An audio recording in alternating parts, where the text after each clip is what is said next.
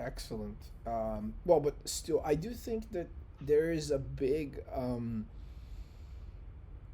influence in our childhoods when you are the son of or the daughter of entrepreneurs. I grew up that way as well. My parents had a video production company and even went through like an interesting experience because they got a divorce and opened up competitive businesses.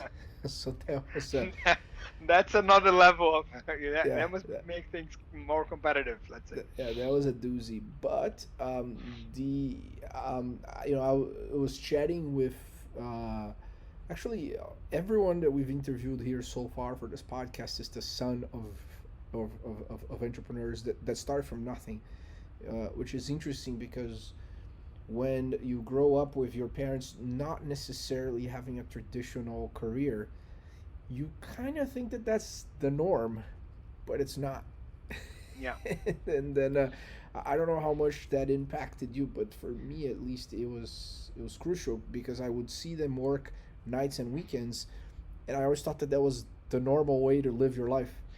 It's actually it makes I think your expectations of what is the normal of what you're doing become aligned to what you see your parents doing.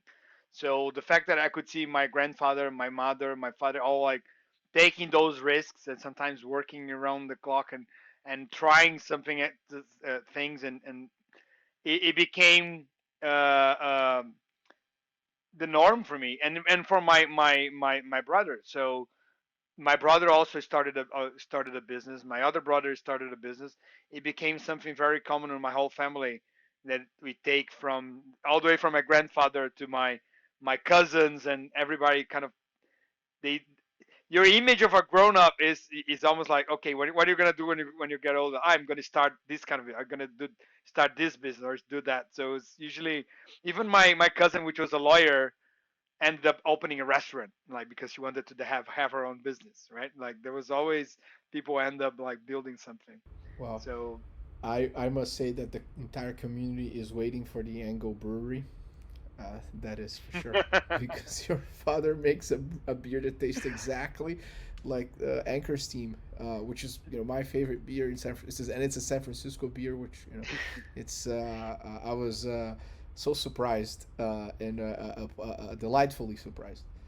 yeah, Uh, and so you have to thank also me and my brother because my father we gave him as a Christmas present or as a birthday present because he thought it would be cool for him to start a hobby, another one, and then we gave him a little bit of the I think it was the main present giving just a kit as a starter kit and a course. We never expected him to go so deep into it and get so involved. So he has in his personality that he gets into things and go very deep into them, even if they're hobbies. He's gonna not just do this for fun. He usually go and pass the hobby line and almost get it done to a professional level in some ways. It was the same with like building furnitures. He was curious about like oh how hard can it be like to put the wardrobe together or something, and then he went to do like a course, and then he found that was cool about all the machinery. And next thing we know, he got a team of people to excavate underground floor underneath his house, so he could actually build a full scale professional just a little machine. hobby, you know. Yeah, and then it was like, "What are you doing?" And because the house was already built on top, you could not use like big trucks or something.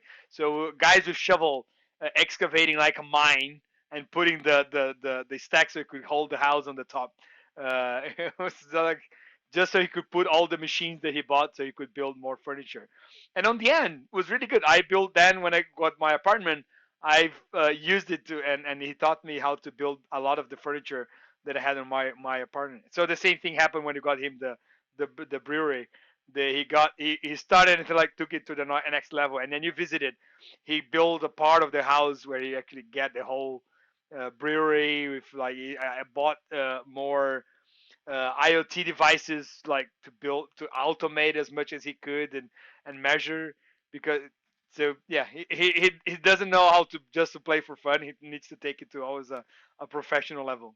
I love it. Well, I think that that's also another important characteristic of inevitable founders is that oftentimes folks like you are just very intense about everything. And then it's a very common trait I see between the best CEOs I've partnered with or have interacted with. It's like I don't know. We're traveling together. We want to eat steak. Okay, so find the best grass fed A5 Wagyu steak that grew up listening to Vivaldi or then But anyway, hey, you want to play ping pong? It's gonna be the most like and I think that that's it's interesting and there's a portion of it that I do believe comes naturally, but there is also another portion that it's certainly you can't overlook the fact that you grew up with someone that was always operating with that framework for life across everything, which is really good. And